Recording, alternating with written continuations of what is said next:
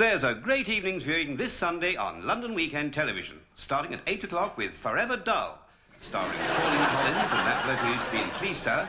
In this week's action-packed story, someone discovers a badger and another person tells someone else off because they're not nice to animals and it's nice and sunny and everything and nothing nasty ever happens. And that's followed at 9 o'clock by The Darling Buds of Catherine Zeta-Jones. And this week, the Larkins go on a picnic and the Welsh one gets some of her kit off and it's nice and sunny and all that. Oh, and Pop Larkin says that's perfect and everything, and that's about it. Then at 10 o'clock, it's the news at 10, which is nasty and horrible and awful because lots of naughty people do horrible things to each other and it's not nice and green and fluffy and happy, as other programmes are, and it upsets people and makes them sad and they switch off and we don't get our 15 million viewers, boo-hoo, and that's why it's only 10 minutes long. Well, all that later this weekend on London Completely and Utterly Wet Television, but now a half-decent BBC programme. Hi, glad you could join us.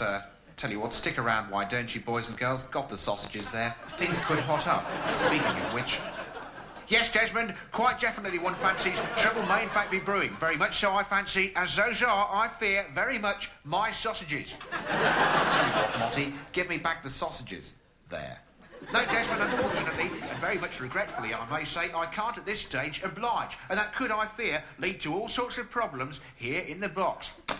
Could be something to watch here, boys and girls. At the risk of repeating myself, Motty, hand over the sausages. Why don't you? No, that's Desmond. I fear I can't. Very much not, in fact. So to sum up there, Motty, sausages, now. No, Des, I can't. Yes, you can. No, I can't. Yes, you can. No, I can't, and interestingly enough, this is just a sort of incident where it... Ow! Ooh, that hurt. Very much so, I fear.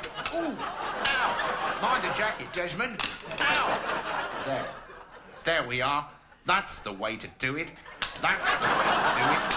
That's the way to do it. There. Mr. Tracy. Right, Brains, my dearest boy, what appears to be the problemette? Problemette? Yes, I do have a teensy problem. Yes, well, sort of. He's dry, Brains is dry. Give him the line, someone, please. The line is, this is a job for Thunderbird 1. Are you sure? Only he doesn't sort of feel very me, that's all. Doesn't have the sort of... Believe me, it works. Okay, love? Places everyone. General action. Anger. Look, I'm sorry, this whole scene doesn't really work. I think I might be able to help it with a bit of business. A sort of little... My dearest boy, what on earth are you going to say? Maybe I could do my famous speech from Charlie's Aunt. That always goes down well in the provinces. Watch out, everybody. Donald's gone walkabout. Can we go for a take, everyone? We're losing the light. From the top. Action. Right. Hello. Long, Donald, you can do it. Hello. I was escorting Lady Curbishley to the weekly concert when I chanced to note there were no tea cakes in the picnic hamper. And, if I may say... Cut. All right, we'll have to go again. Sounded all right for me, lovey. Hello. Well, it's been another beautiful, lovely day, starting well, the light clouds dispersing to give way to bright sunshine. Earlier today, temperatures reached an all-time average, much higher than last year's figures.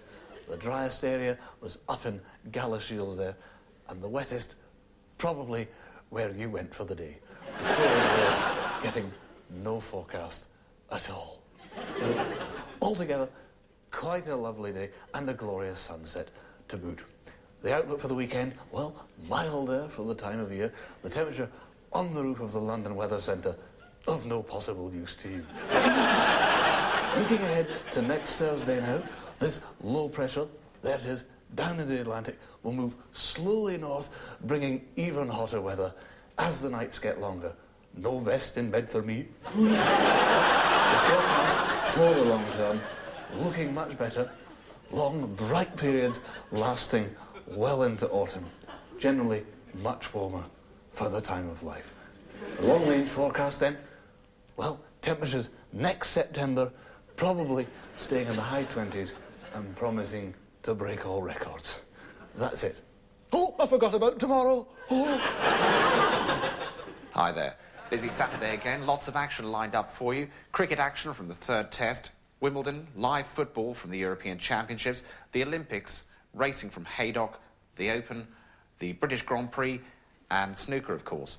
Bit of a fight to get it all in. I think we've managed it, though. So let's just take a look at the menu, shall we?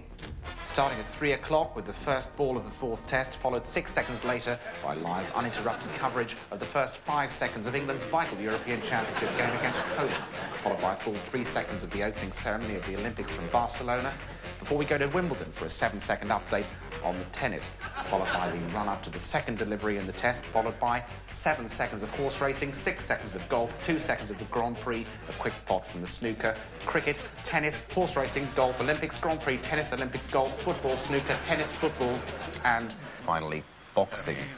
How was that? Oh, terrific. Sit yourself down, lad. Sit yourself down. How was I, boss? Oh, it was terrific. Lovely first half. You've got the audience with you. Yeah, the guy, I love the kiddies. Yeah, they're lovely. The second half, right? Yeah. We got the ghost gag coming up. That's when they shout, behind you. That's it. Yeah. The words of the song. It's Gilly, Yossen, Feather, Katzenell and Borgen by the sea, right? And Barrymore will do the gag. Okay. Okay. Well, how do you rate Frank's performance in the whole scheme of pantomime?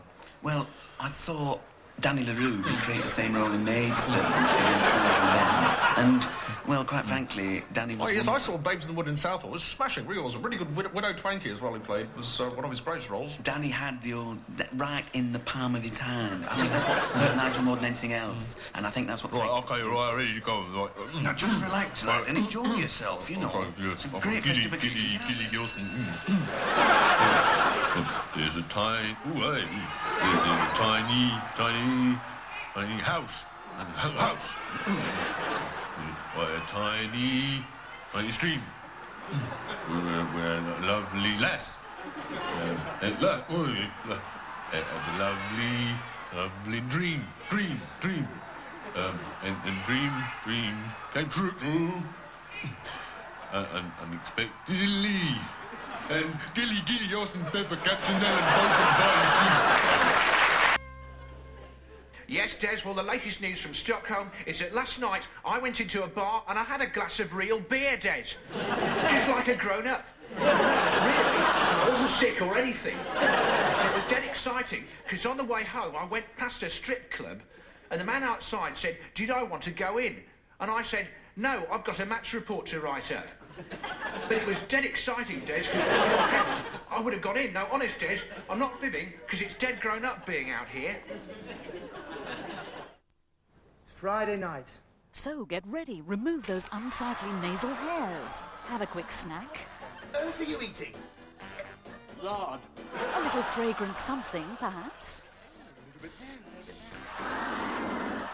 And of course, shave your tongue.